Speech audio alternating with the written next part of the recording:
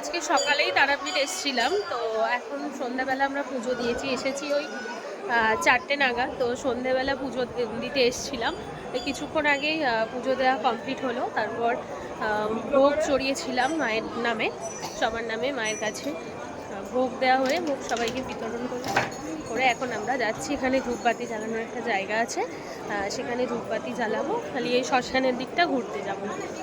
মায়ের মূল মন্দিরে মোবাইল ফোন নিয়ে প্রবেশ করার অনুমতি নেই। মন্দির থেকে পুজো দিয়ে বেরিয়ে নাট মন্দিরের ওখানে মোবাইল ফোন অ্যালাও আছে, তাই তখন আমরা মোবাইল ফোনটা নিয়ে এসেছিলাম।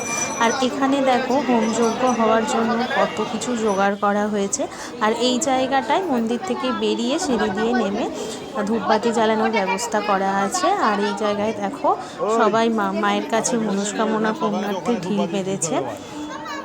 তো তোমরা কারা কারা কতবার তারাপীঠে এসো আমাকে অবশ্যই কমেন্টে জানিও।